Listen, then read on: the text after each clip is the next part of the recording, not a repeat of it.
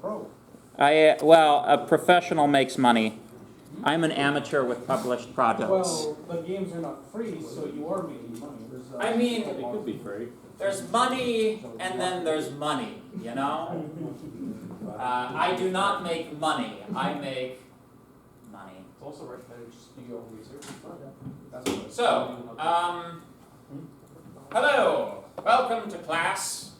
I would like to continue the thing we were doing yesterday, because we didn't finish all of it yesterday. So just to recap where we are, yesterday we were doing a fairly large example, trying to reproduce a Twitter-like thing we called YOY, because it's X, so we have to be better than X, but of course anything is better than X, so, you know, anyway. So we got a certain level of the API, the REST API implemented. We were just working on whether or not we can get liking a post operational. So let's load things up, see where we were. So if everybody could please start with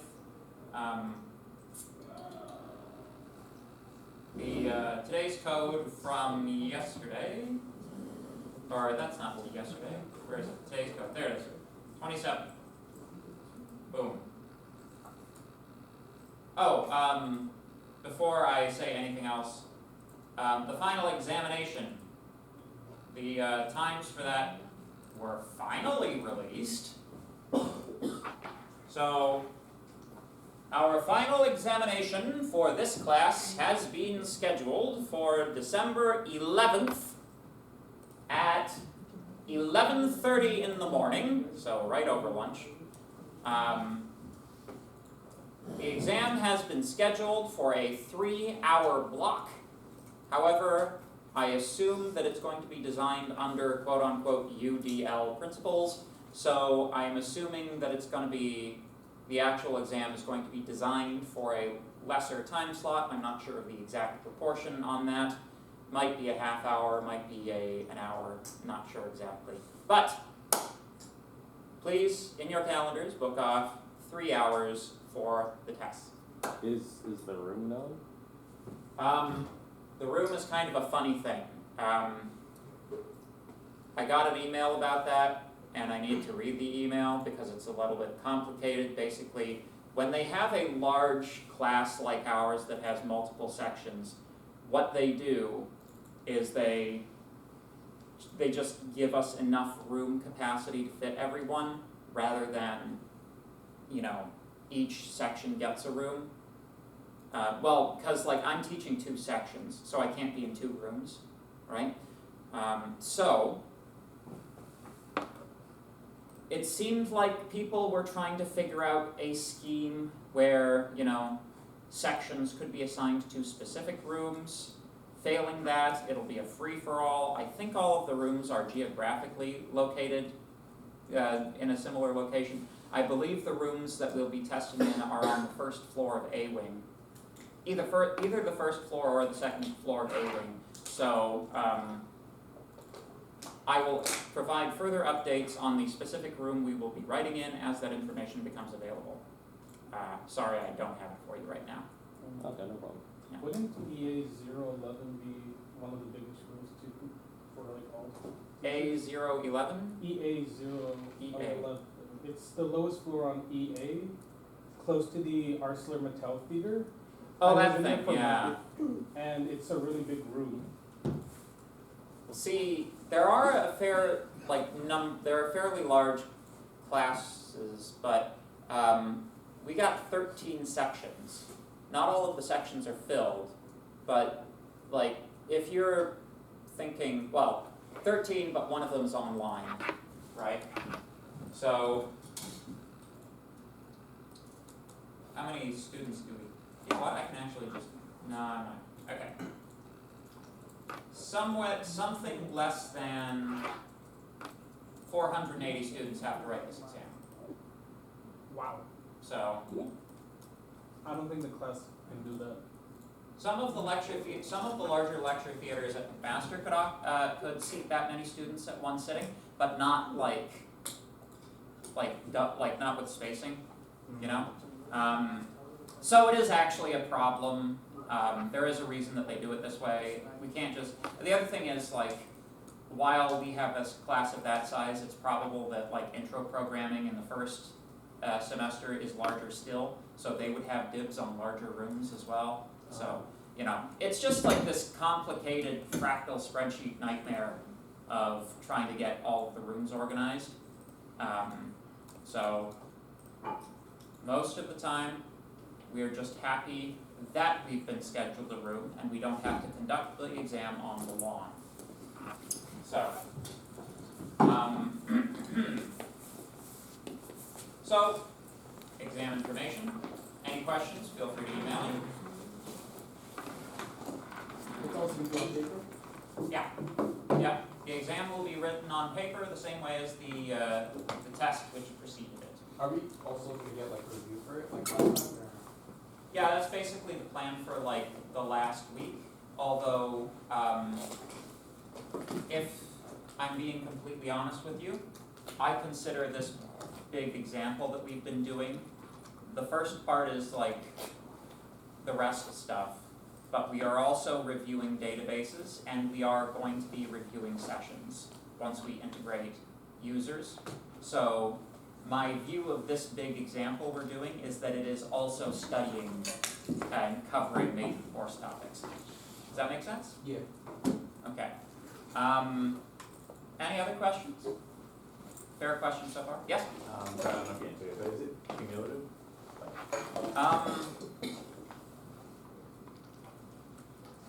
I don't think so, but as with most programming courses, it's kind of implicitly cumulative to an extent.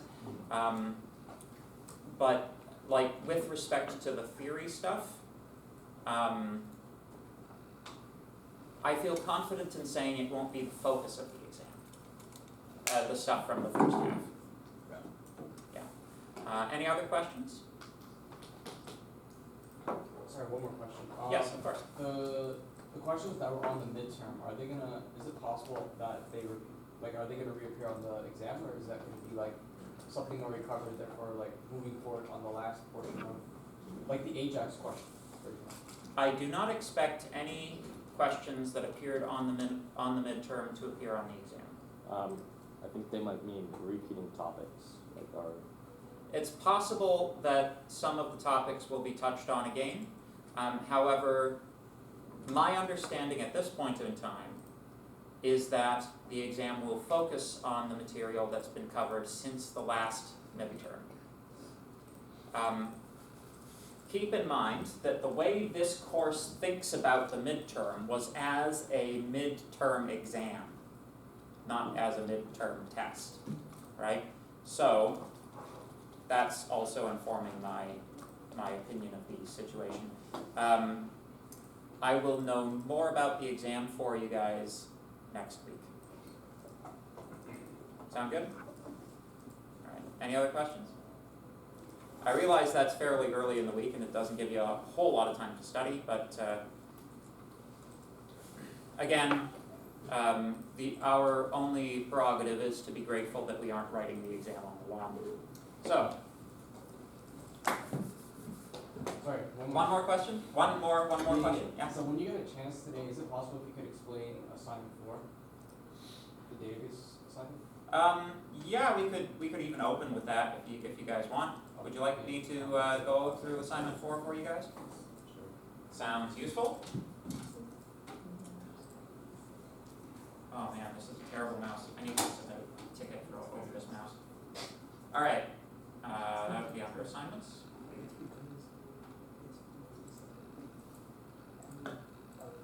Assignment 4, database powered front ends. There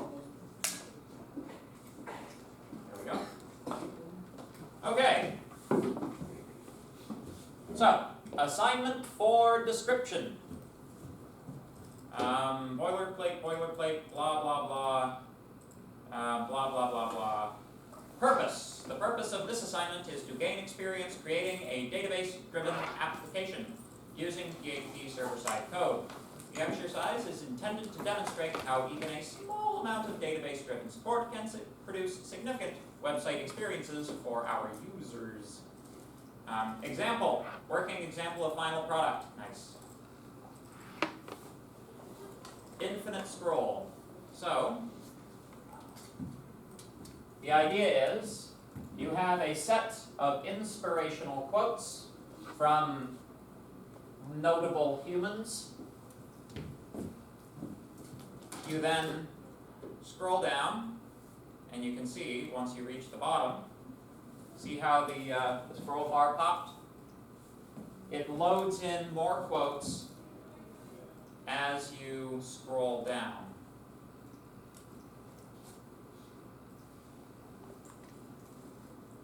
Now, it's just a lot of quotes. Probably there's repetition going on here. I don't know where he's gotten this database from. Etc. See how they pop in? So that's basically what the gist of the assignment is. Quote unquote infinite scroll. The person who pioneered Infinite Scroll said that they highly regretted it because it just led to doom scrolling. Yeah. The infinite scroll is the father of the doom scroll. Yes, that can be our word of the day. Doom scrolling. Defined as Twitter. So, it's actually a very, it's a highly manipulative psychological tactic which is employed by social media companies.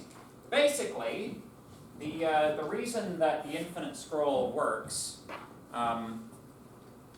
it allows the continuous ingestion of content without needing to pause, which means that basically your dopaminergic reaction is tied to the act of scrolling, because seeing a new post or new content releases dopamine in the brain. The same thing that things like crack cocaine do.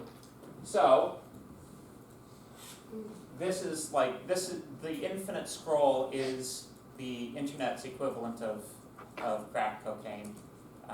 People do get addicted to this, so please, hopefully these quotes are boring enough that nobody gets addicted to them. Good. Who knows? He's probably gathered all these from an API somewhere. But anyway, so that's the application, right? You can see that it's been kind of slightly zhuzhed up with Bootstrap. But interestingly, look, the background on the header element does not keep pace with the... I don't think this is a very aesthetically pleasing website, but I don't think that's the intention. This is not client side, right? So, you've got starter code for assignment 4. As indicated previously, we aren't accessing blah, blah, blah, blah, blah, blah, blah. Blah, blah, blah, blah, blah, blah. Starter code. Take a look inside. Let's see here. What do we got? Starter code.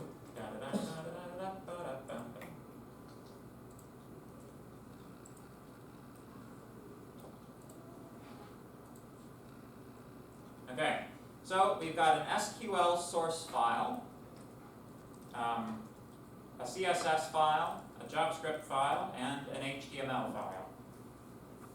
Pretty bog standard.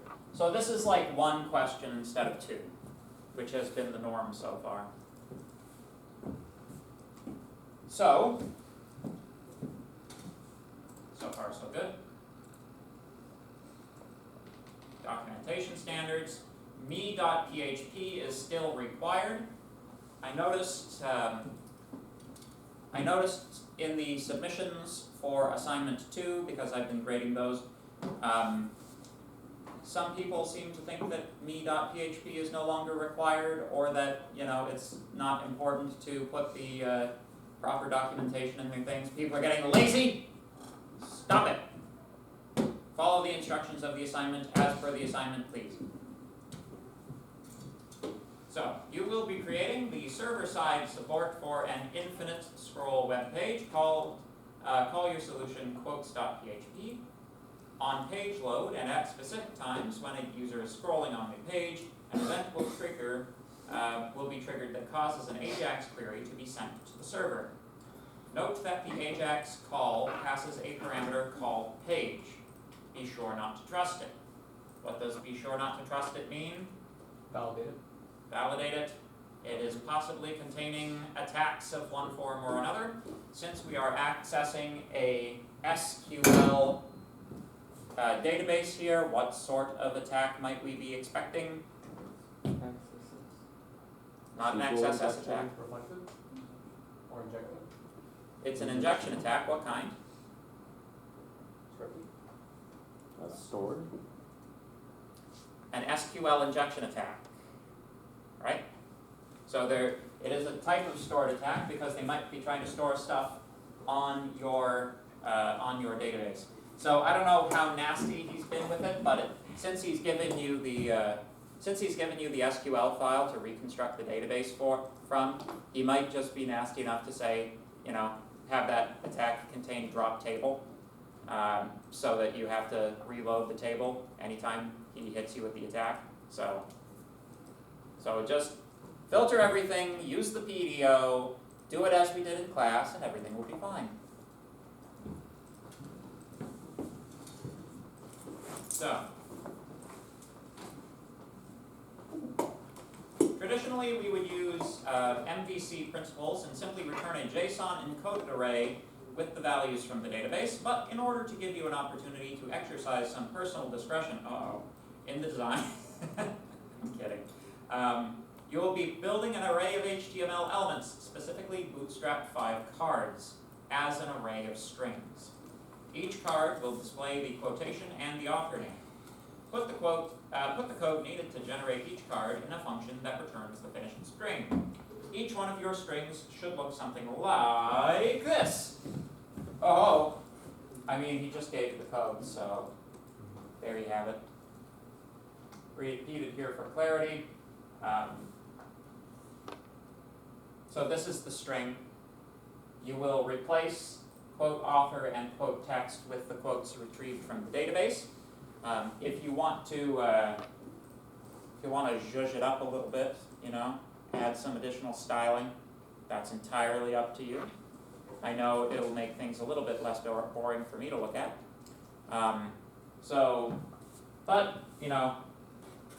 Basically the card code has been given to you right here. All you need to do is insert your database results into the card at the appropriate places.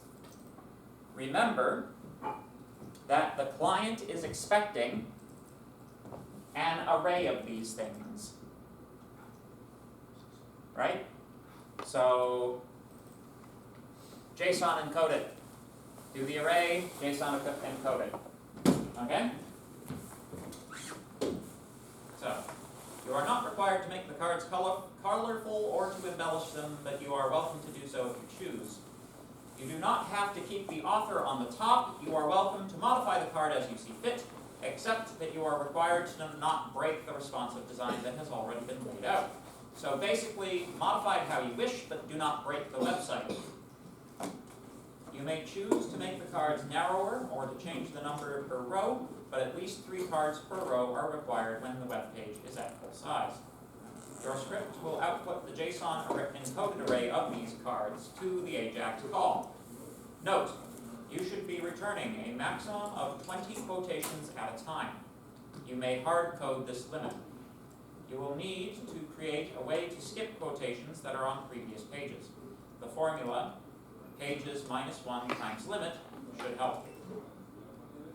So, similarly, you will need a query in order to retrieve information from the database. This query should be helpful. Oh my god, he's giving you the query?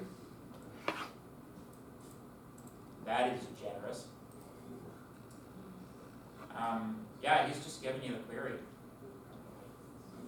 There you go. All PHP code should use best practices demonstrated in this course, including validation, sanitization, and PDO database access. Assignments that do not use the required PDO format will be graded 0. So, if you ask ChatGPT to solve this one for you, and it does not use the PDO object, and you submit that as your solution, you will get a big fat goose egg. You will get nothing, you lose good day, sir. Yeah. So, submission is in the usual manner. Yep. Please do not use any subdirectories inside of this directory, as you will break my grading script. Any questions about the assignment? No guarantee. No guarantees that you don't have questions? Or that you won't break the grading script? Yeah, No, go ahead, again, both. Alright, so, as sort of a general principle, this seems like a pretty lightweight assignment. Literally, all you have to do is query a database using a query that's given to you, pull 2 pieces of information out of the rows that are returned, and then pop that into a string and marshal that and send it off. In terms of coding, this shouldn't take you more than an hour, I don't think. At least, you know, if I were doing this as an in-class example, I'd probably spend 15-20 minutes on it. So, question? We're not actually like, going like PHP admin and creating a database or dealing with that stuff. No, the hardest thing you have to figure out is how to load that table. You're given the SQL file, yeah. And just go into PHP MyAdmin and load the table.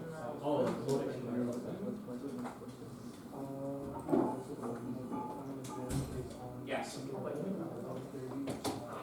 All right. Any further questions about the assignment? Hi, sir. Hi. I'm just explaining what you missed. Okay. Not much yet. Okay. Question? The actual database, when you put it on CS Unix, is just already on CS Unix. We don't need to upload anything to it. Oh yeah, the actual database is your it's your student database again. So if you've been using your student database for things like in-class examples, it doesn't actually matter if there's like more tables in your database that are irrelevant to this project. It's not going to affect it negatively. So just, you know, yeah, basically. Make sense? Good. Okay, so,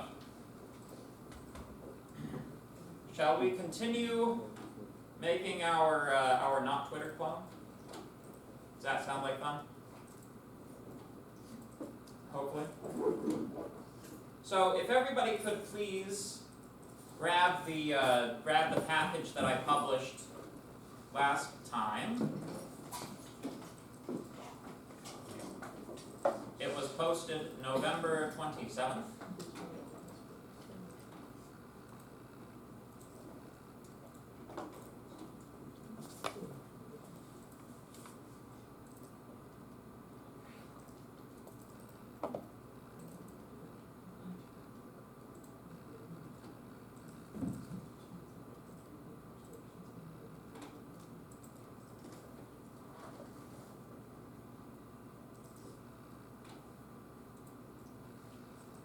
You know what I just realized? This should be a Git repo. All of these.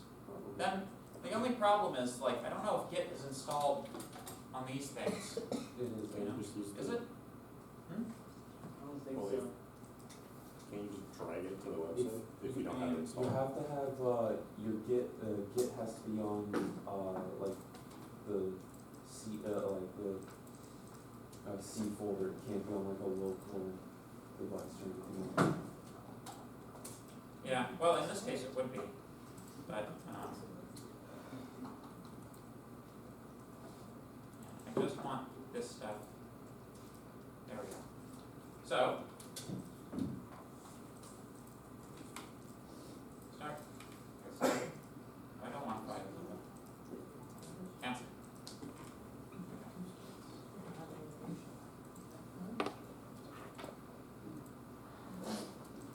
Localhost 1080 slash YOY. Here we go.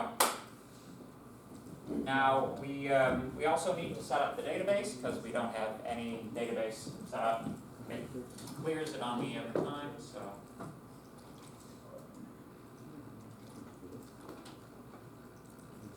MySQL admin. New database. Oh man, here's what I called it. Let's open the folder.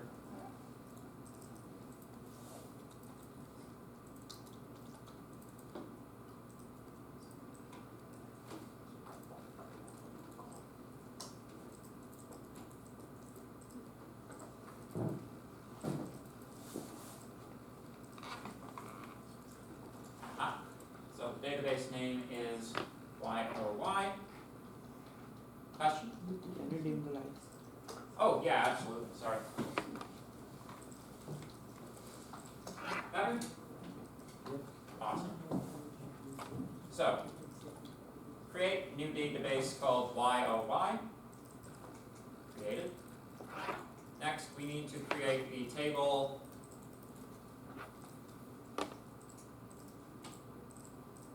Wow, it's really kind of hard to describe how much of bad mouse will just throw you off. Our table name is wisdom. Do you see how shaky that is? Wisdom. Here we go. Is there a printer in this room? No? Do I have a piece of paper? Sometimes a piece of paper helps. I don't have a piece of paper. Can you switch up Monday to Tuesday? I think I've got one here. There we go.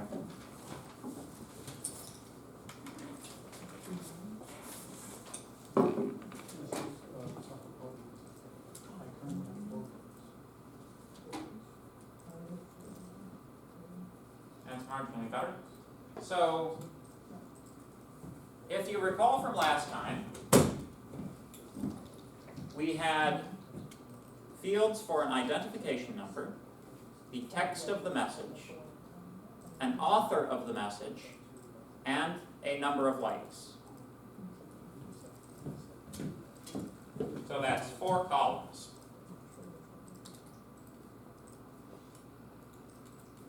We had ID, there we go, which was an auto-grit incrementing primary key. We have text, which it was a varchar, which I seem to recall we made 281 to have one more character than Twitter, by which I mean X, by which I mean whatever. The website formerly known as Twitter. Yes, precisely. Then we had author and likes. So, if you recall, we had a quick discussion about whether or not author should be a varchar or an int last time. I'm going to have a separate credentials table, which we're going to register users in once we get this example underway. That will, basically I will have usernames linked to identification numbers in that table, so I won't need to store the usernames in this table, and integers are faster for comparison, so that's why I've chosen to use basically user ID numbers rather than usernames in my author field. Make sense? Good. All right. So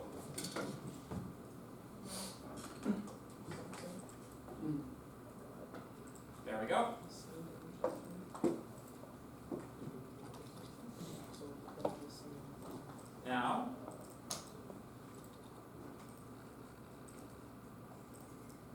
going back to our, going back to this guy.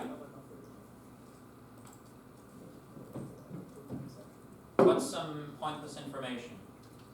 It's snowing today. Post.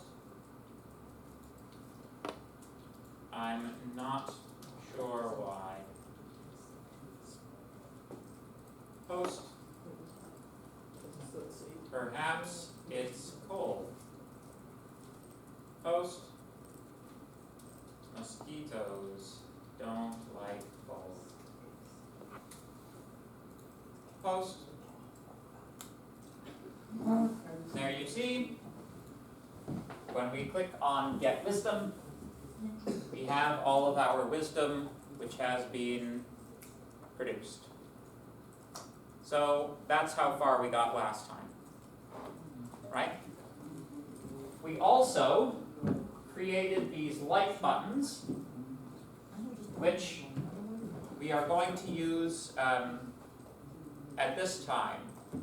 That's what we were in the middle of. We were in the middle of setting up the like button to send a new database, a new HTTP query to our API, which increases the likedness of one of these posts in the database by 1. Unless we already got it working, I can't actually remember. Like. Nope, okay. Let's see here.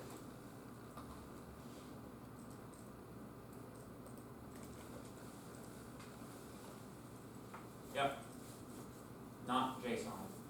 Let's see what we're actually getting here.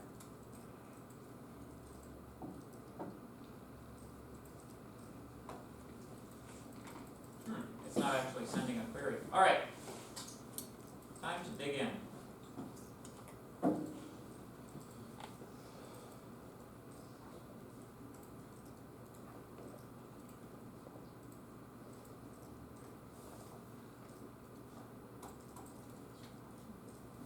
So, we had gotten it so sufficiently far. We have our put like function in JavaScript with our AJAX query. You can see we set up an event listener at the top, which passes the identification number of the post to this copy of the function, which is attached to the event listener. So, we are now working on the JavaScript side, or sorry, on the PHP side. Jumping to the server.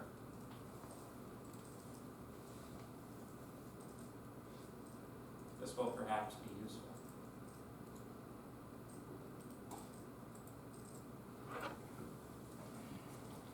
So, the type of request which we are sending is a put request.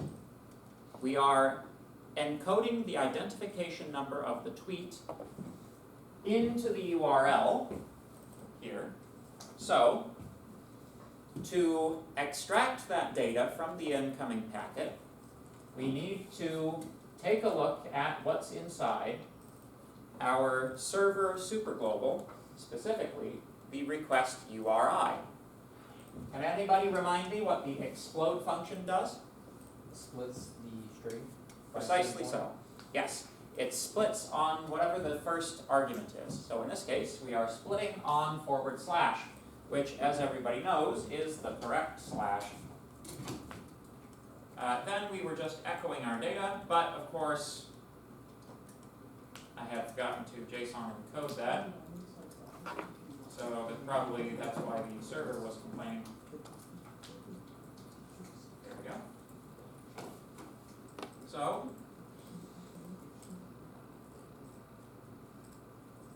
now, I will click like.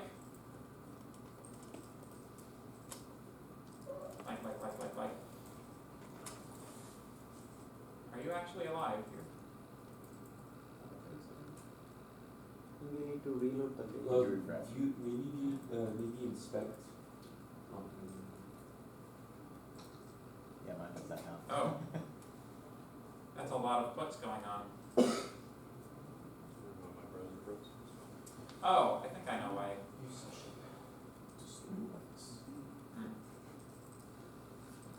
I think I'm once again having a JavaScript problem. Maybe check the console. Yeah, let's check the console. But I don't think that will be there. You can't click it. Yeah, Oh, you there's can. a loop issue. Yeah. Alright, get out of here. So,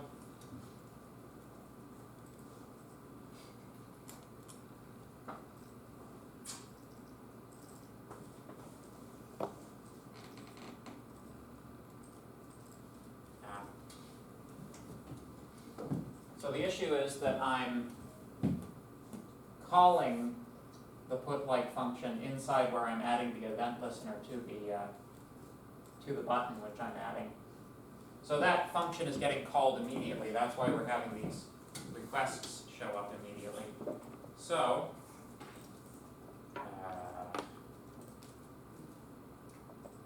how to pass something without passing something?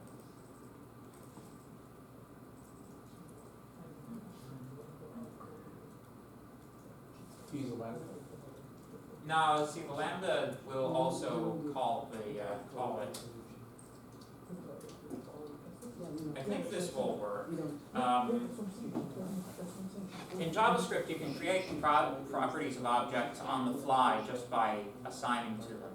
So I think I'm going to assign an ID number, the ID number of the post, to that object. Post ID is equal to that thing that I just deleted. Data at I at ID. There we go. Now in theory,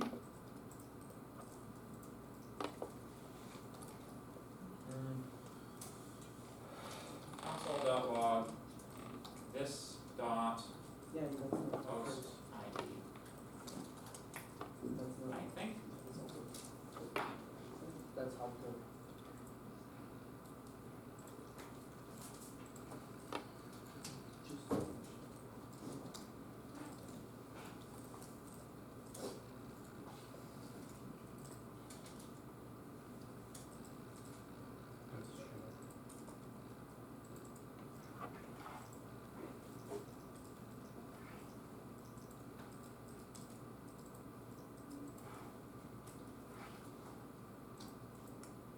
Yep, we are not getting any put commands there. When we click yes, like, uncaught error ID is not fine. Ah, that's true.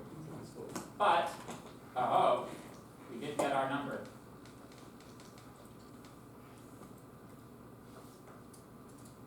This dot post ID.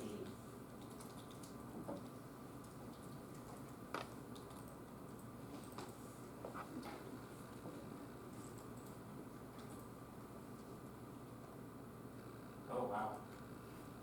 Okay. Oh. Yeah. That makes sense. So basically the problem was, one of the problems, I copied and pasted this code.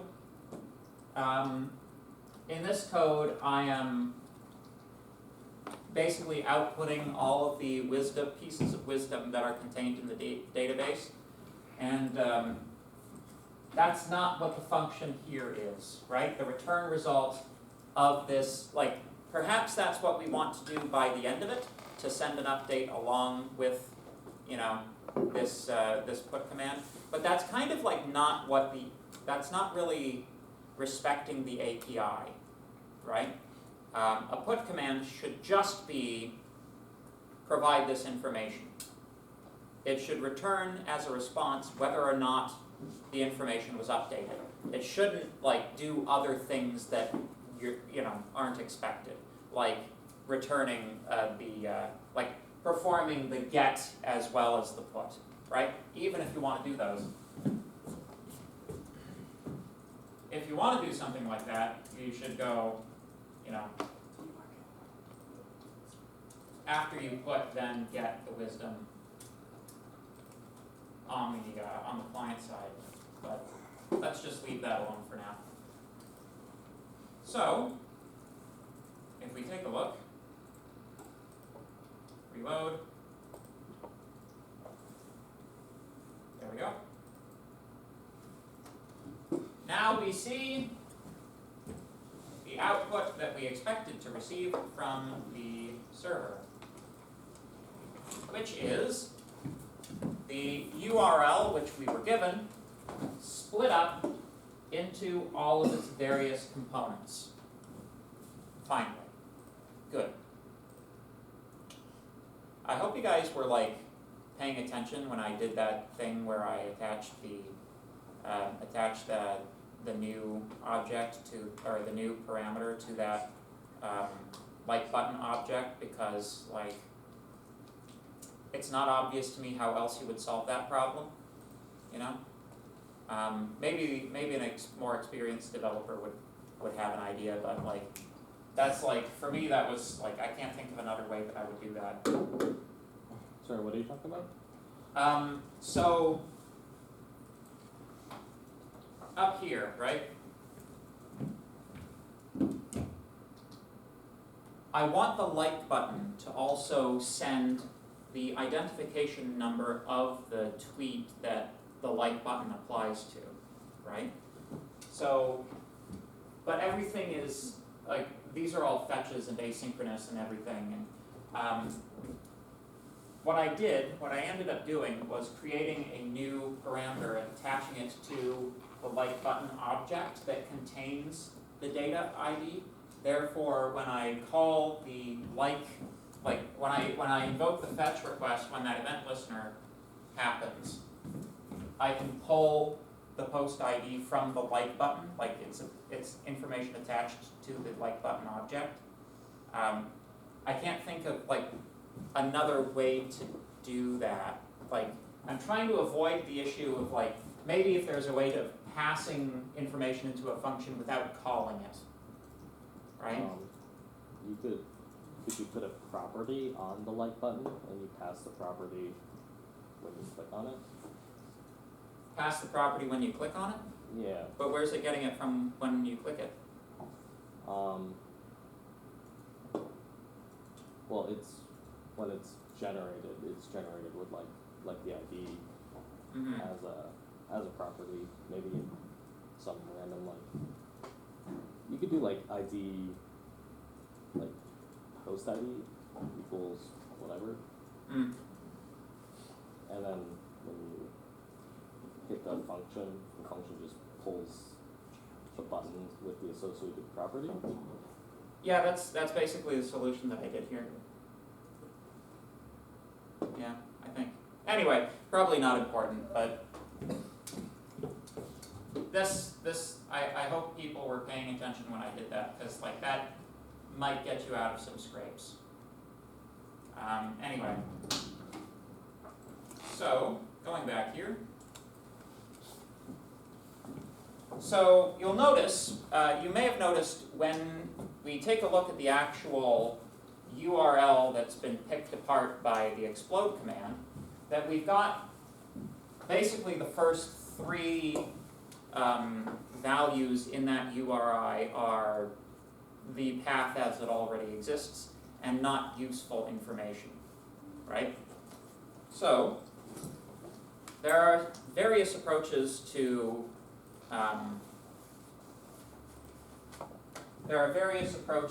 fixing this.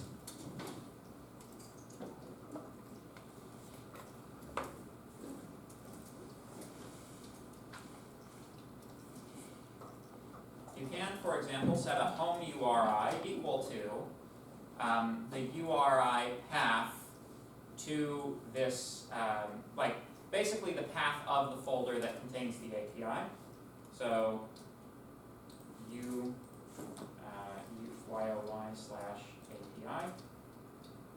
There we go. Then, what is the command? It's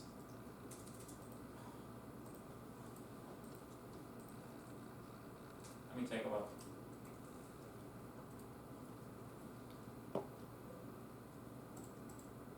No, not this one, not this one, no, stop.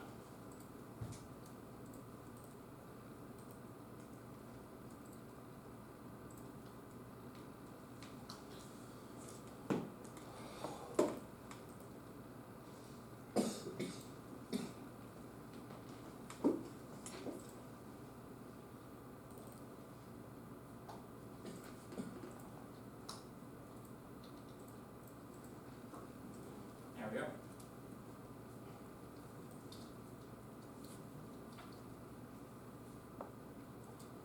Substring, there we go.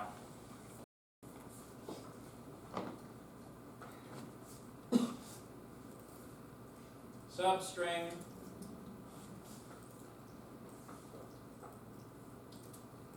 of this thing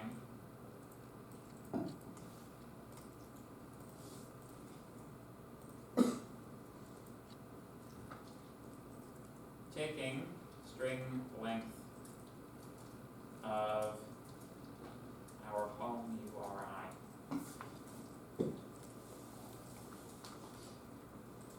we go. So now, save that up.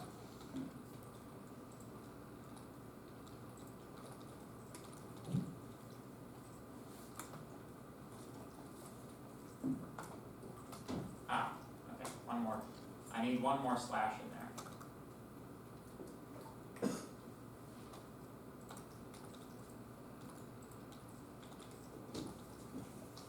So, using substring, we can remove that portion of the URI, which is always going to be there anyways, and we can take only the interesting bits. So, the number that we are looking for is at address 1. This is the useful information that we wish to pass into our database request. Our database request is already encoded for us here. So, let's prepare the statement.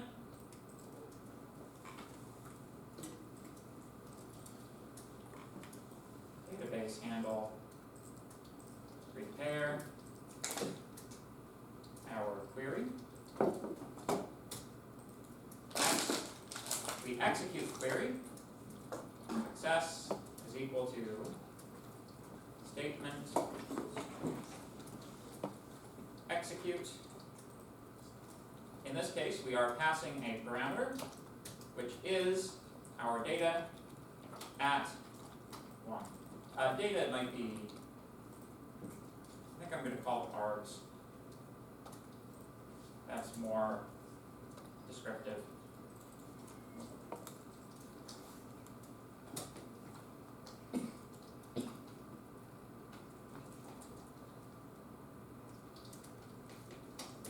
If the operation succeeds, then echo success, or I suppose you don't have to echo anything, but you know, for the purposes of education. And then if it fails, echo malformed query.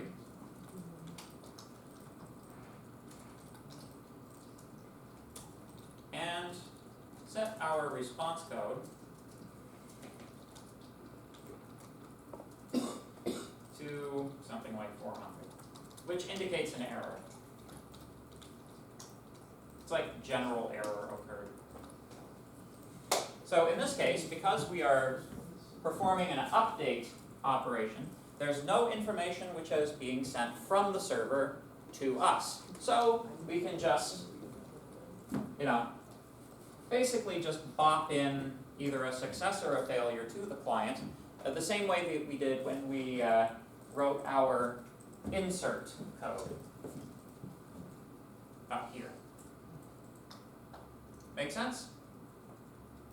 So far so good? Any questions?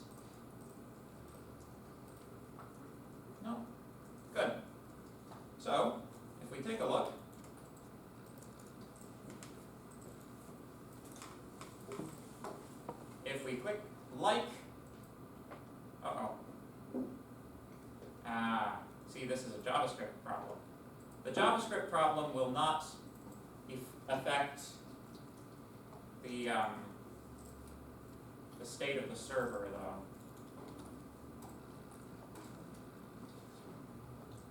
If all has gone well, we have one like which has been registered. Ta-da!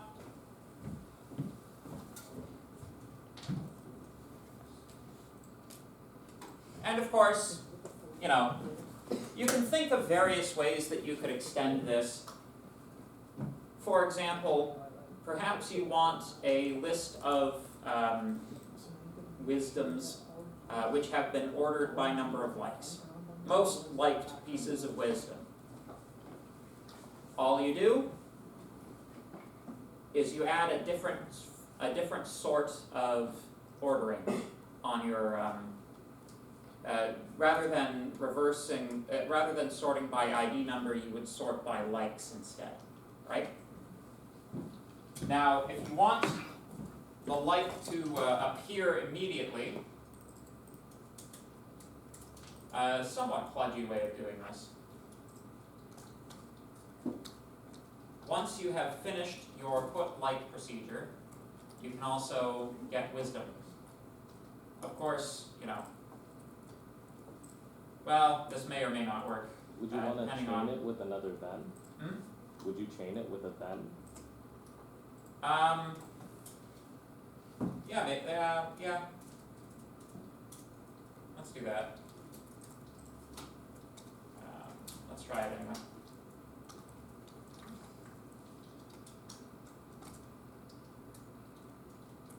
See, the way I've been doing this lately has been to write asynchronous functions and have awaited fetch statements, which is not something that they teach in JavaScript.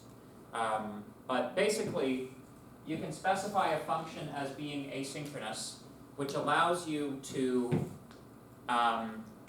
put a keyword called await in here. Oh, I need to delete that semicolon. Which it makes JavaScript wait until this fetch is performed before it performs the next one, but perhaps using an additional then will get us to the same place. Let's try it out. I do not claim to be an expert in JavaScript. If you reload, there we go. And there we go. Our likes increase as we click it. Most of the time, anyway. I think it's delayed like a month or something. Yeah. So it doesn't work consistently, but, you know. That might be like a... There you have it. So likes work now. Make sense? Any questions?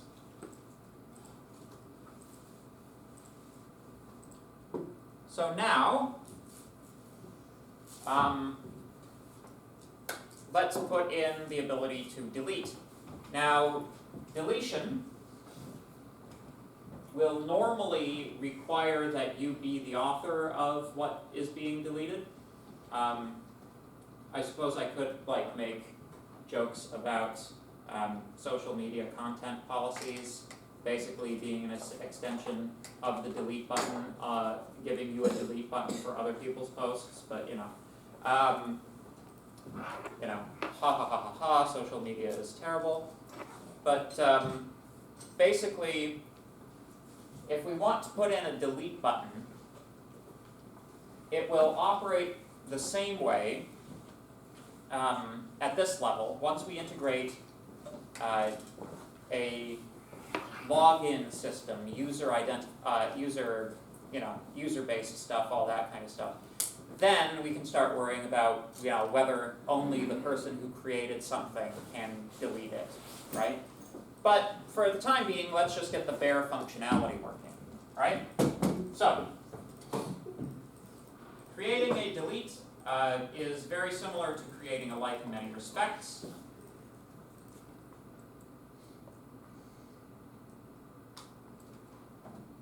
can in fact just copy pasta. There we go. Call it something else. Delete button. Could you scroll down to the, light? There you go. Yeah, that, I'm getting an error for, like, the last then line, like on line 50. For me, that's an error. Did you delete this semicolon? That one also got me. So delete, delete, delete, delete, and again delete. Very good. Now, we need a new function, similar to put like, but in this case we will be deleting wisdom.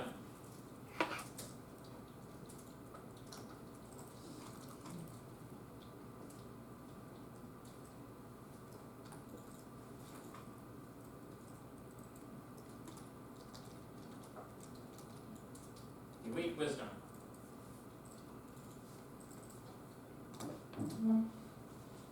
There. So the mechanism by which the delete button knows which post it's deleting is precisely the same as the mechanism for the like button knowing the same thing.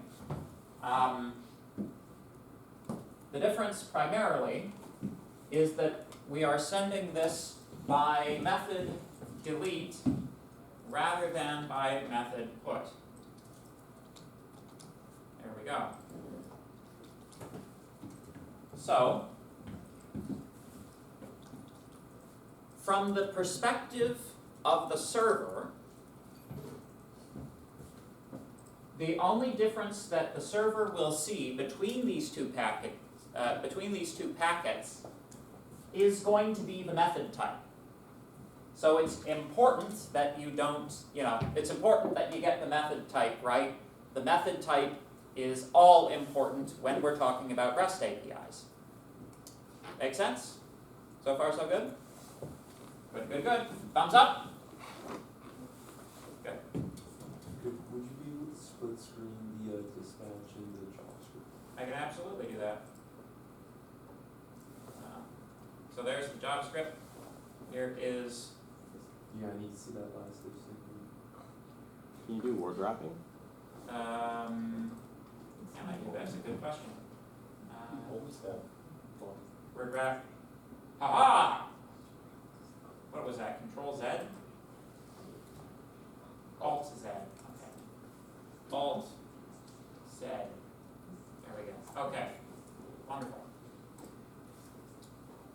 So, on the server side as well, the information that we are taking from the packet is formatted the same way as it is with the put request. So, we can largely just copy and paste this code.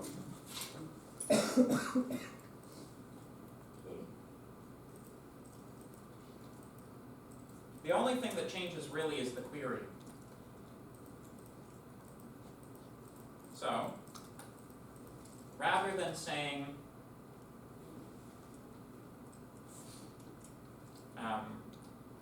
update, we are saying delete from wisdom, where, I think that's correct, isn't that correct? For an SQL delete query? You guys are taking Drop. SQL. Hmm? Use the drop keyword in SQL. Drop drops the table, doesn't it? I don't know, let me look at it. Drop Yeah, also drop. specified. Well, drop all is the table. Oh. So, Drop all is everything the table is. SQL deletes, I think it's the way. delete from, I think it's the. let me just take a look here. Yeah, Yeah, delete delete also. from our side. Delete from table where, yeah, I got it right, yes. Perhaps other ones work as well, but that's the one I'm going with. Alright, there we go, good, good, good. Drop, you can delete tables and columns. With drop drop, you can delete So drop tables is- and columns? Yeah, and then delete would be your rows. Yeah, okay, good, yeah. Yeah, I thought that, like, I always just thought drop was for the whole table, but you can do columns with it too, that's interesting. Drop seems like a pretty destructive operation. Seems I- terrifying. Yes, yeah. Yep, I wouldn't want to expose that on a web API. Yep. So, going back to our webpage.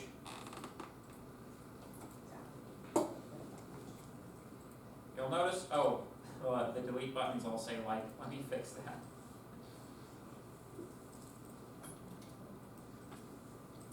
Delete. There we go. Does this mean that you can delete someone else's tweet? Correct. I wish that button was a real thing. I mean, as I was making the joke earlier, that's basically what that's the purpose of like the content moderation, right? Basically.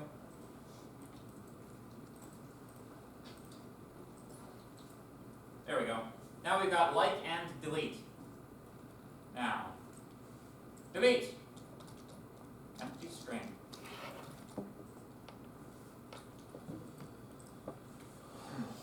Did that actually work?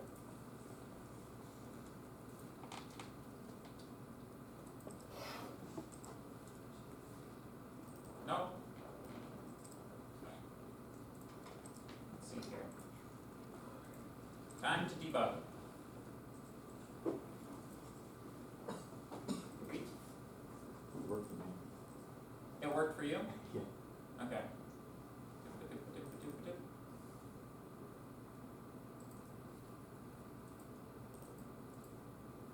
Now it says it's working. I'm getting no response.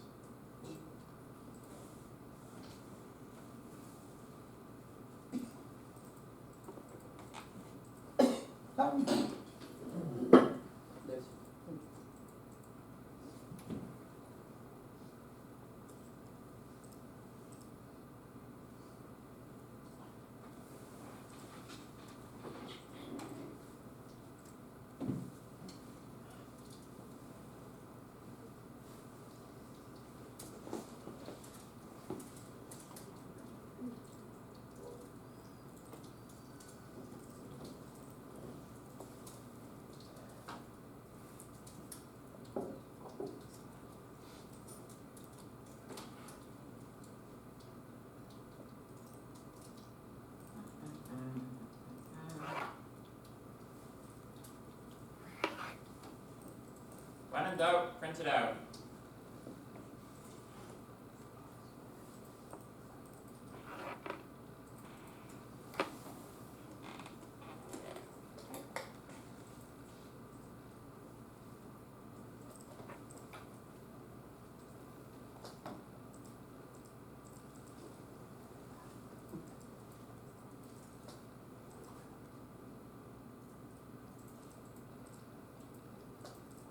I mean, liking works, right? Yeah.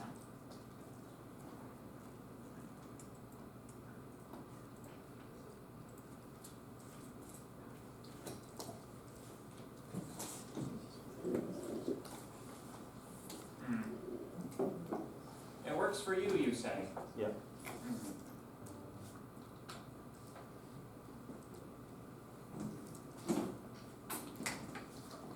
Scroll down to the method on the JavaScript.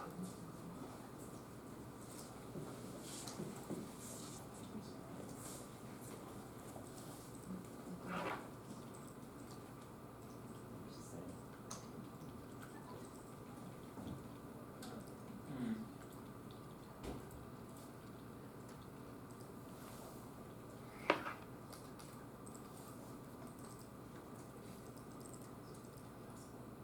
So, delete, yeah, delete, post, yeah.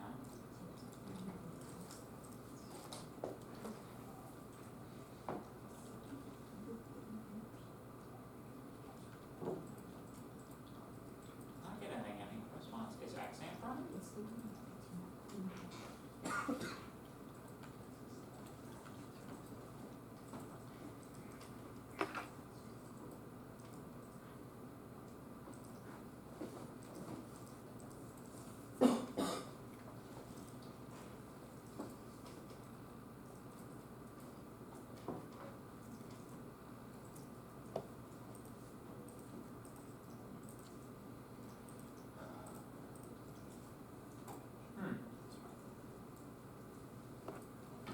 not getting anything. Go up with the JavaScript again.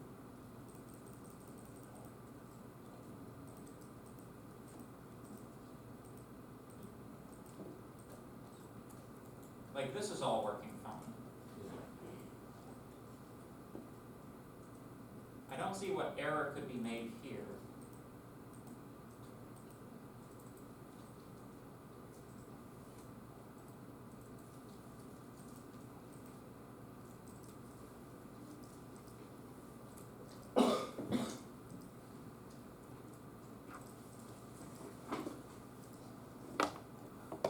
Oh! I'll do it.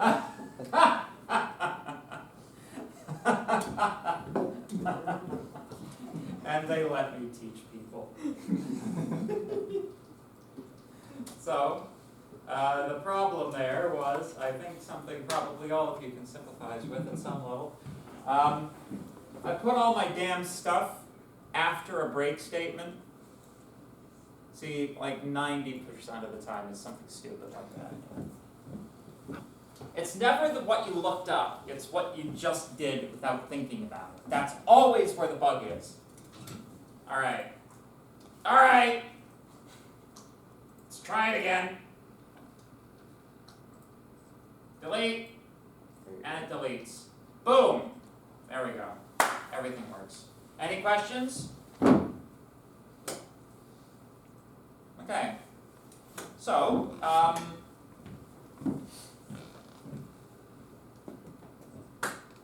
now, the next thing I'd like to do is I'd like to establish a kind of rudimentary login system for this guy.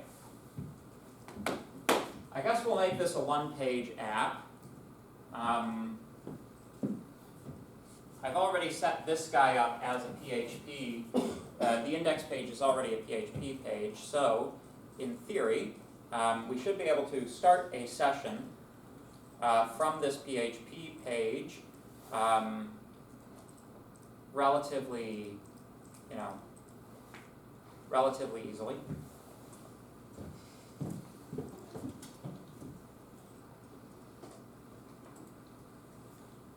So, let's get to work.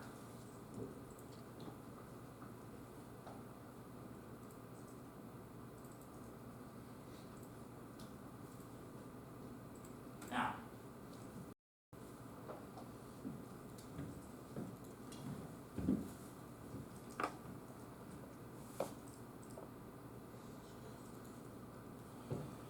so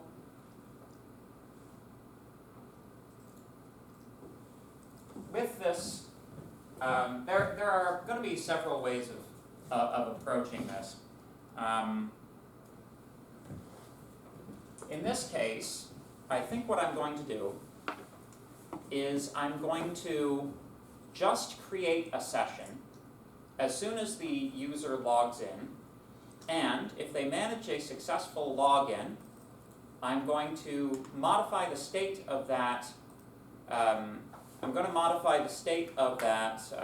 session variable so that there's like this is an authorized user, this is the user ID number who is logged in. I'll put that inside the session variable when the user becomes authorized, but I will keep a session open just regardless whether or not they're logged in. Does that make sense? Sort of? We'll see how it works. So, remember, if you're going to start a session, the thing that you have to do is put that right at the top. PHP session start. Session start. There we go. So we are now starting a session. This gives us access to the server, or to the session superglobal, right? So, now, let us put login information on this page.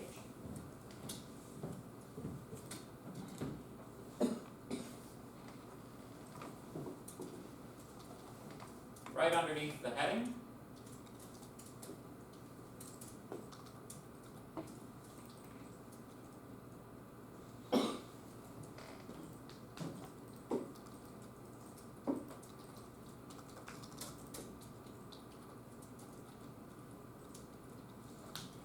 So basically, I want the login dialog to toggle if the session is not currently authorized, right? So if not is set, session at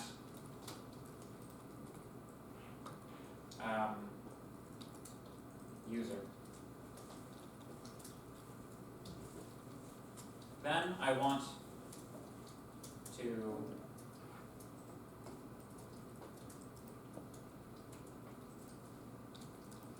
show login/registration dialog.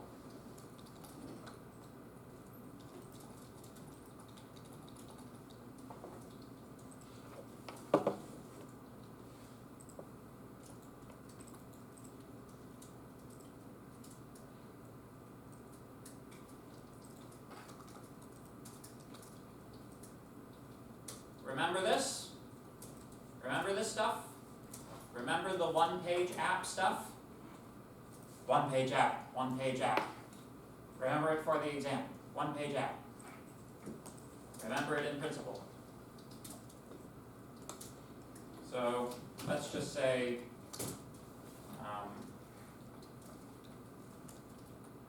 log in and the form.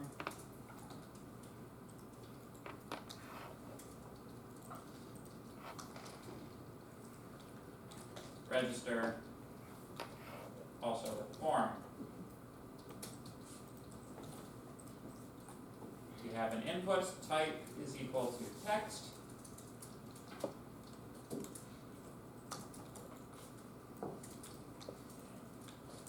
ID is equal to, or name is equal to username. Input type is equal to password. Name is equal to password. And then we want a submit button.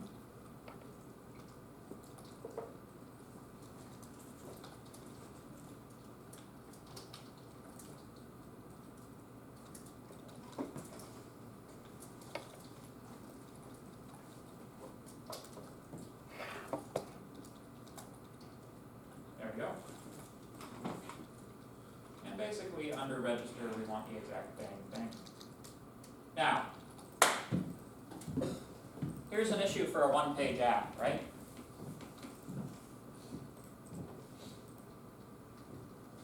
The type of request that a form will generate when you click the submit button refreshes the page. This is not necessarily a bad thing if it the thing that we're targeting, we don't want to view the content of this PHP thing as a page, right? All we want is for the login or register to go away, right? So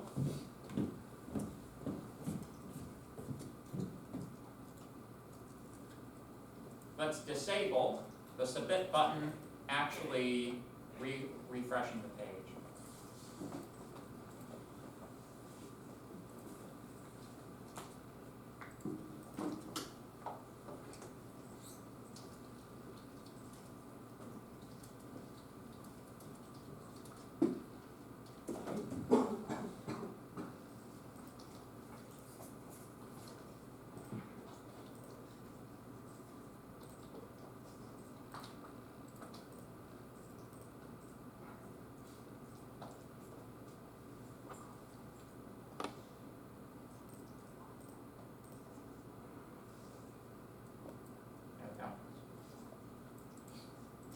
jQuery.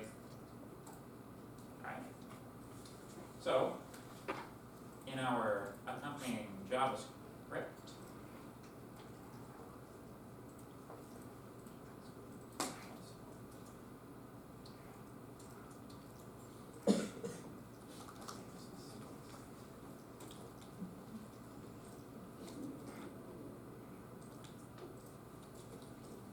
we have form for login and a form for register.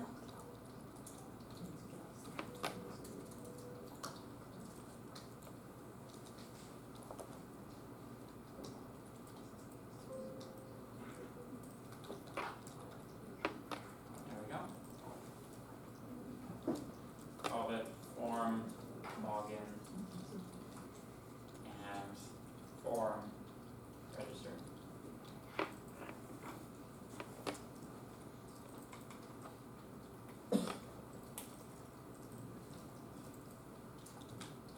There we go.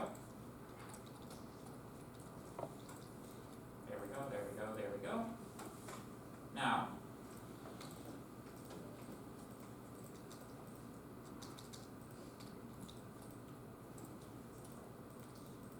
if we go back to our app, see we get login and register, and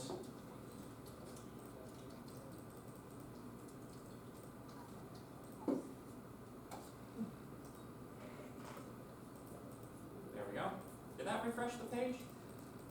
Oh yeah, because I didn't assign the IDs. Yep, that'll do it. So, login, register, form,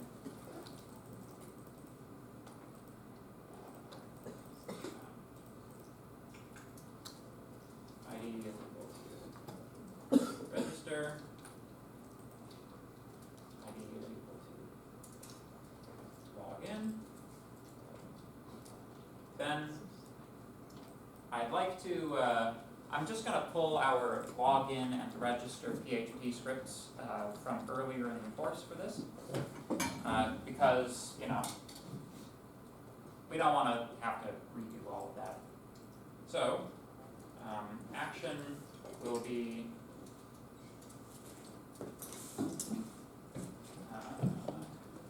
login.php. Action here will be register.php. There we go.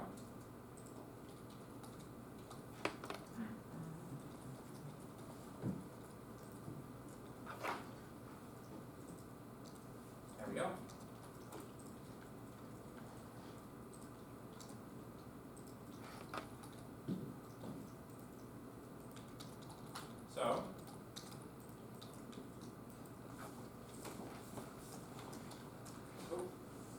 So if we did things correctly, we should get some nice little 404s.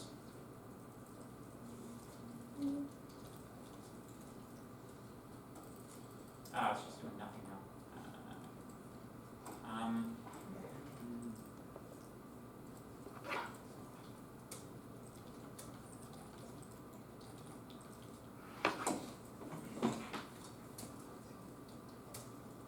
So in addition to preventing the default action, we will also need to send an actual request to our, we will need to actually send the data, right?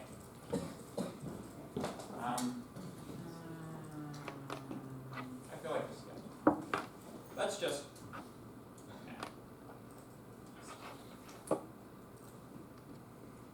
let's just have it behave as normal. Method should be post though. That's just, you know.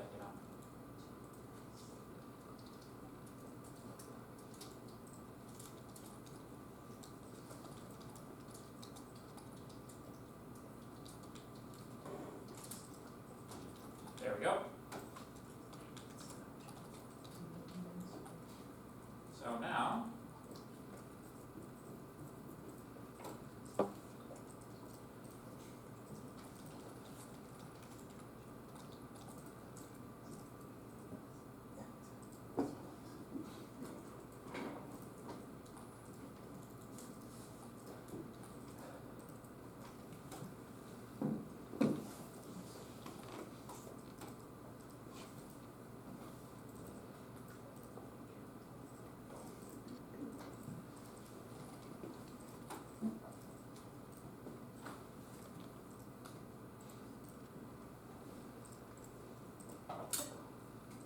grab that registration code, shall we?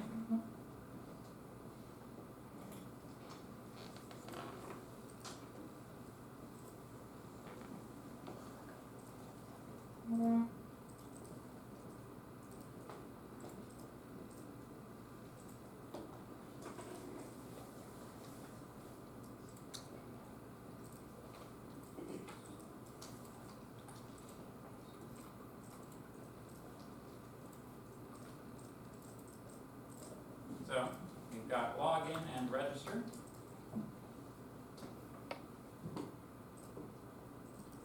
Let's pull those in to htdocs.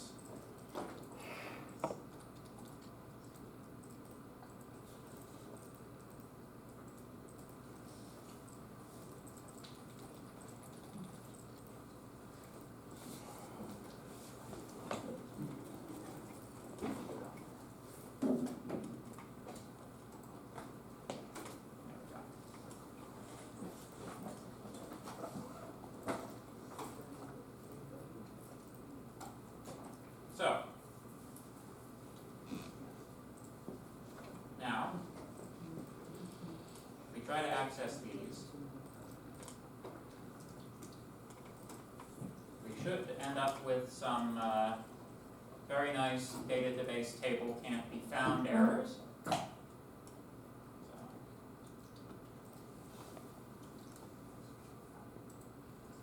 yeah, could not connect to database, unknown database, yes, good.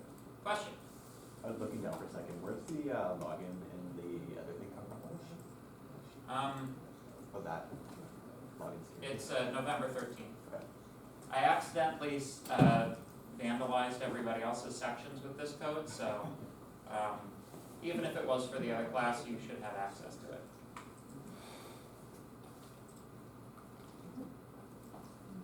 So, now we just need to set up our credentials database inside of PHP.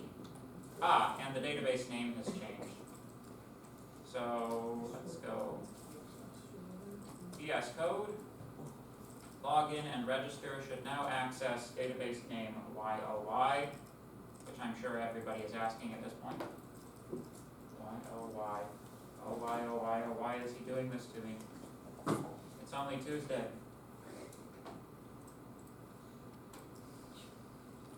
Now, let's make a new table. Call this table credentials. Should have an ID number as well. Auto incrementing. Let's make a username and a password. Username and password both being varchars. Length of username, let's make capital 64. Password, let's make that 255, etc., etc., etc. And it looks like we have one row too many.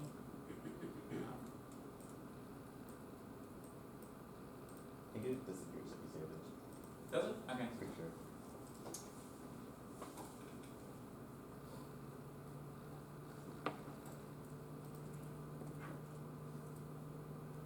So it does. Wonderful, wonderful. So, now, when we attempt to log in, or if we attempt to register, Mr. Krabs 123, password is money, submit, username too short, no it isn't.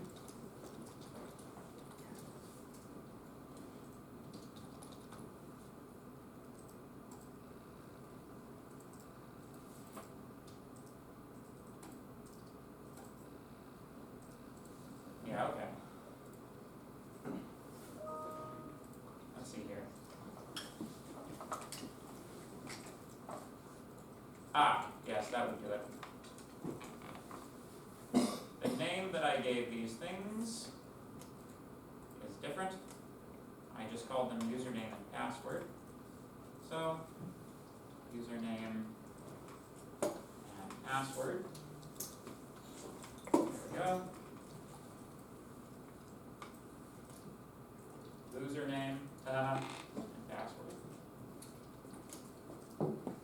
from the 8-year-old school of naming variables? I don't know. Do 8-year-olds still call each other a loser? I'm not sure. I know that was a thing in the 90s when I was an 8-year-old.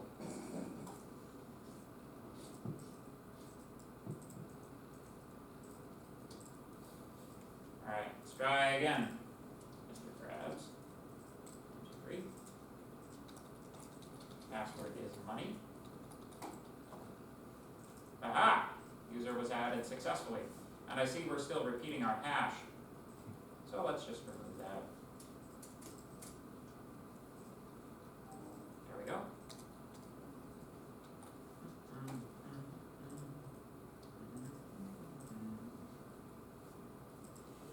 Now,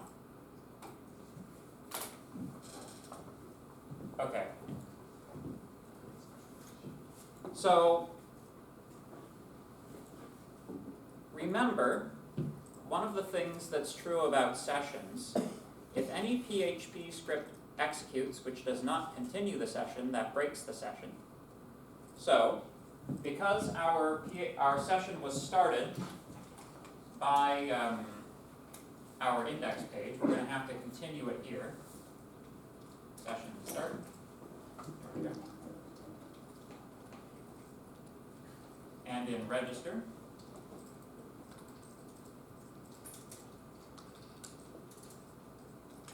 now, instead of starting our session down here, which is where we are, validating our user. Well, that's interesting, actually. That's not a good checklist. Got to use password verified. Password verify. Password we are verifying is P. Value we are verifying against is received from here. It's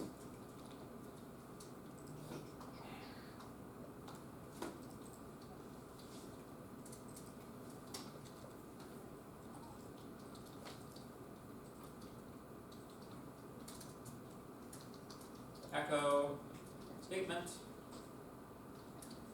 fetch, EDO, fetch associative, there we go. Fetch the first element, if successful, that is. Then, let's just take a look, see what that actually gives us. Mr. Krabs, 1, 2, 3. Submit.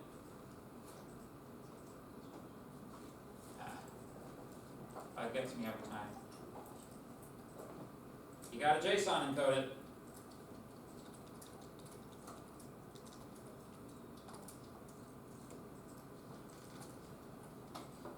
There we go.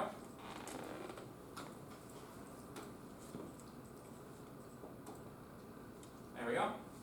So this is the information which has been returned. So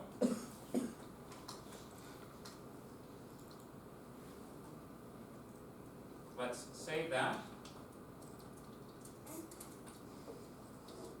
and compare data at password. There we go.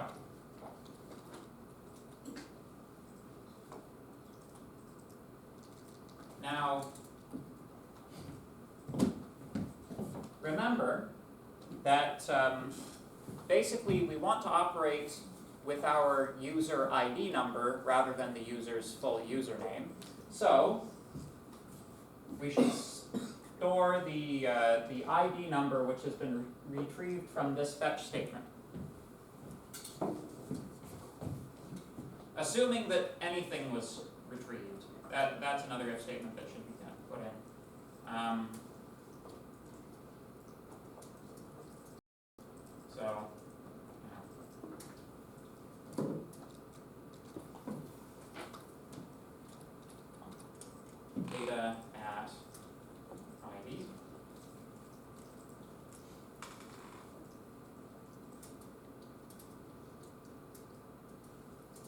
account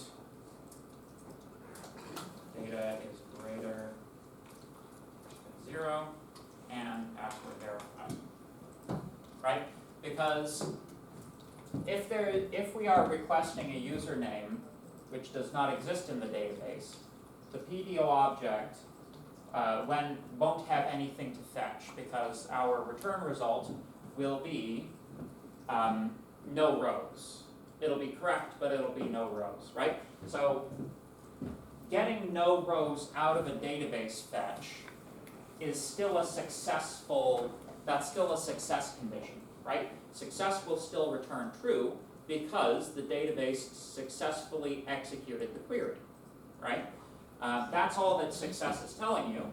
Did execute succeed or fail? It doesn't tell you anything about what was returned or how much was returned or anything like that. So, you have to test for that yourself. Make sense? So far, so good? In fact, we might want to just change this to fetch all while we're at it. And then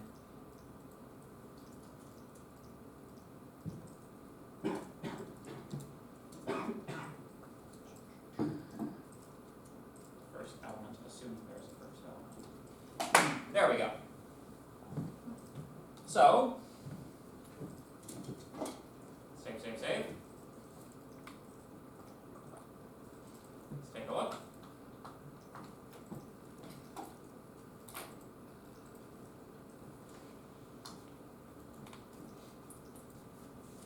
Mr. grabs 1, 2, 3,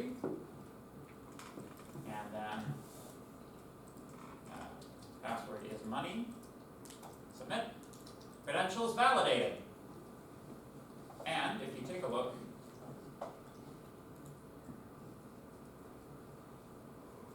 at our storage, our cookies, you can see our PHP session ID is still there. But of course that doesn't tell us whether the value was set for the user being validated. So what we can do, go back to our index page, if this is information we're interested in, and say if is set session at user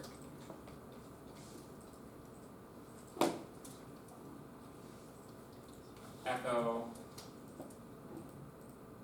user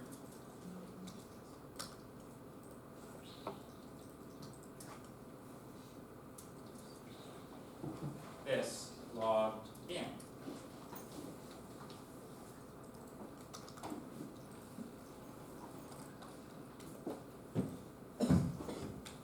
Ta-da! User 1 is logged in. Of course, you know, it would also be useful to have a way of logging out. We don't have a log out button, but let's just keep this going for the time being. So let's just for purely informational purposes, echo no user currently logged in. Right? Because we are establishing whether or not a user is logged in based on the user number value that's stored in the session superglobal, not on the mere existence of the session. Right? So, save. Wait, are you saying I have an error? That's true. The compiler is always right. You know how there's an old saying, the customer is always right, which people scoff at when you say. The customer may not always be right, but the compiler is always right.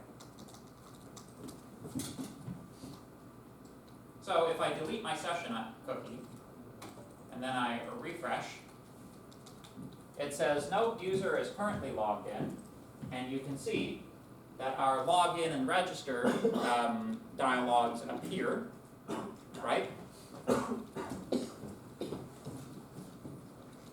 If I log in with this ID, Money, M-O-N-E-Y. Credentials validated. If I go back here, I've got user number 1 logged in, which is the user ID for the only user in the database currently, which is Mr. Krabs. Looking good? Does this make sense? Is this a good review of sessions? Yeah? I know we did a bunch of kind of toy examples. I hope it's useful for you guys to see it on a at scale on a somewhat larger example. So we have one user logged in, right? The next thing that we get to do is start integrating user information into our dispatch script. So right now, the dispatch PHP script does not maintain the session. It drops the session. So, minimally, we want to continue the session. Right? Dispatch should continue the session. Remember that start and continue are the same thing when it comes to sessions. Session start. Oh my gosh. There we go. Now, certain procedures should be authorized. Certain other procedures should not be authorized if there is no active login, right? You should be able to perform a GET request, but basically nothing else if you don't have credentials, right? So, for example, you shouldn't be able to post something if you're not logged in. So if is set session user, then we do all of this stuff.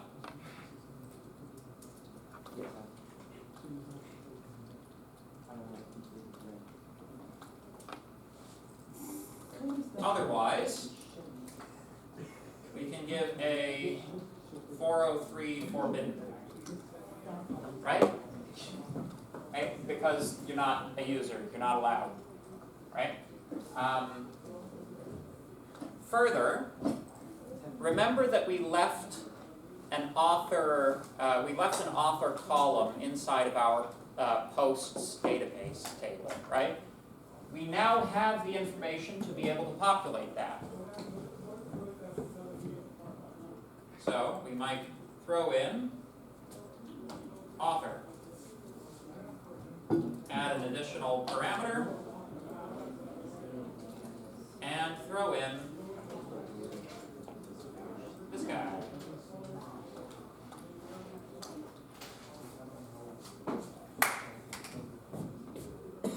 Make sense? Now,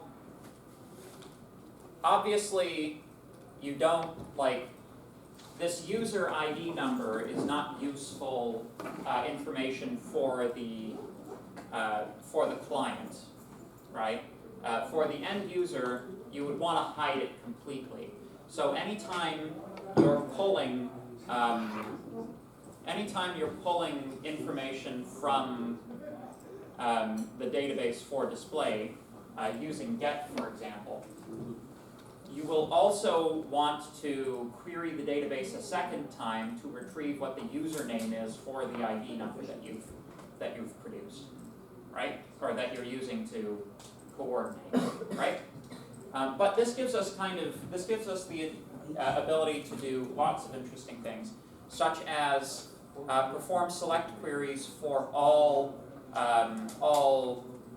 wisdoms authored by the same person or authored by sets of people. Make sense? Another idea that I sort of was toying with, if we get the login stuff working, I'll show you how to do replies. Replies are reasonably simple. All you have to do is include one more column, is reply to. So each piece of wisdom is a reply to, at most, one other piece of wisdom, even though I'm just going to say tweet. Each tweet has an unbounded number of tweets which reply to it, right?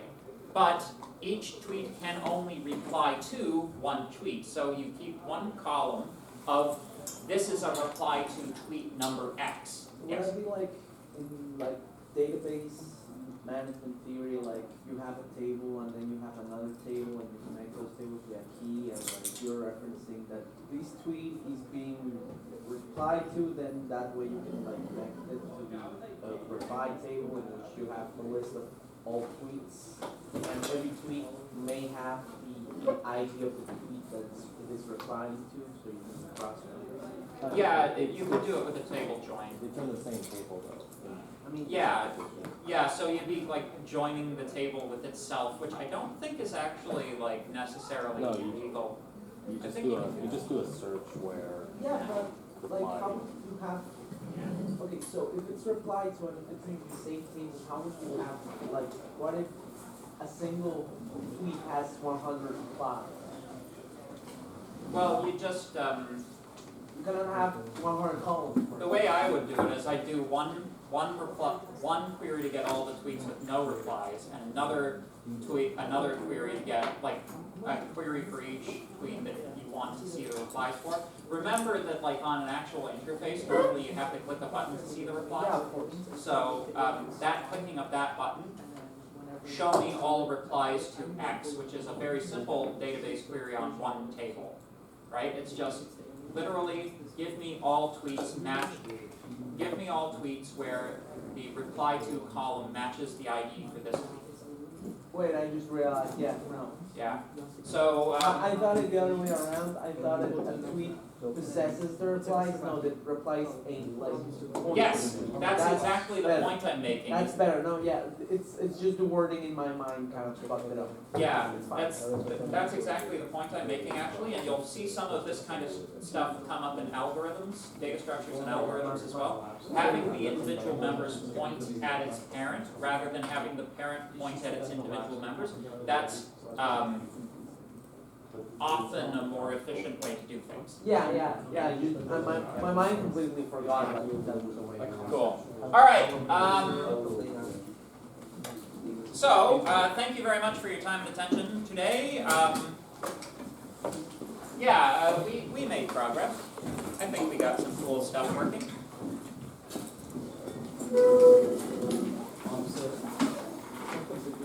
Yeah. I'm halfway through. Somebody published the grade. Yeah, they published the grade. So now I'm manually scrambling, and I have to last don't have a grade yet. Download OBS. Yeah. Download OBS. Oh, everybody who has a grade, their grade is like what your grade is. But like, basically, some other crowd published their grades, but didn't realize that published no, all grades. So For now, testing, I just finished. I'm only where I'm up to with the marking, that's what's published. So, Also, you have like The Unity assignment, I finished it, but. yeah, I've got about 20 more months. How we doing? Let me just zip this up and I will answer your question. No, he did use what was it mean? Yeah, I don't. Guardo. Login. And let me just put that on Canvas. Announcements. It's probably not for some purposes, but don't forget to hold the passwords. Did I forget to solve the password? You just put it in wrong, but if two people have the same password, it doesn't matter. Wait, let me see this. Registered. Password hash. I'm hashing it. It's hashed, but it's not solved. Yeah, that's a lot. Password hash in PHP does the salting. it salts it. Yeah, it salts it. Here, I can show you the database. So if two people had the same password, and you did password Yeah, I hash, just it would, forgot to put it how on. would it Okay. go? Don't know if I should send it, Yeah, the see? feature again? Sure. So, Why not? the way that, I don't know why they do it this way, because it seems like it would be, Could it you seems like it would be quickly make practical, but, two accounts with the same password? yeah, you can make two accounts with the same password. Would those passwords be identical, since So, the salt is like the first X number of characters in here. Okay. So it stores the salt and then it stores the hashed password. It uses the salt that's stored in the database to recalculate whether the password that's been entered will hash to that same thing using the same salt. And it does that automatically with the password hash and password verify. Yeah. So yeah, we got security. Right, so. Yeah. So, showing you the code again, I pressed enter or something. Yeah, so password hash here, that's salting and hashing, right? That's- Yeah, I'm going to.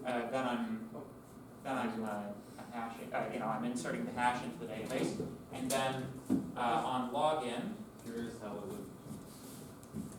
password verify. This is the password that's come from the client. This is the password that's come from the database, which has been salted and hashed, and it works with the salting and the hashing and everything. Yeah. So they've like compressed it down and made it like two functions. Oh, okay, I didn't understand what you were saying. So if two users had the same password in the database, they would appear differently. Yes, because they have different salts. Yeah.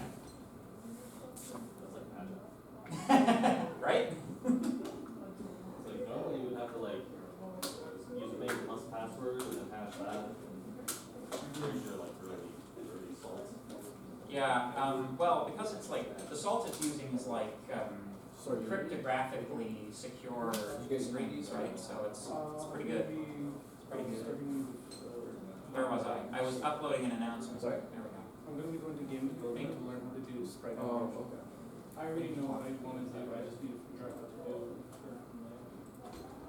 to do. She's gonna record this, right? Yes, she's always recording this. Oh, Shall speaking we- of recording, my camera's still on. Is it? Yeah. Oh. Were you asking about quality testing?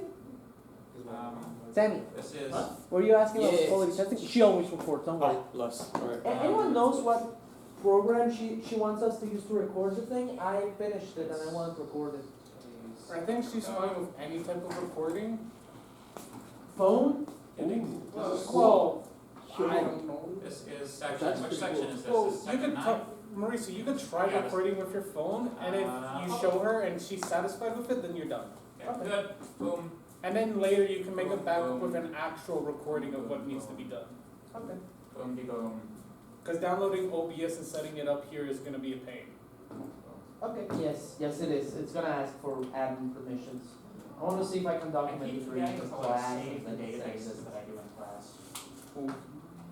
That's why I have to reset them up each time. Oh, well, they are very short to set up, it's not that big an issue.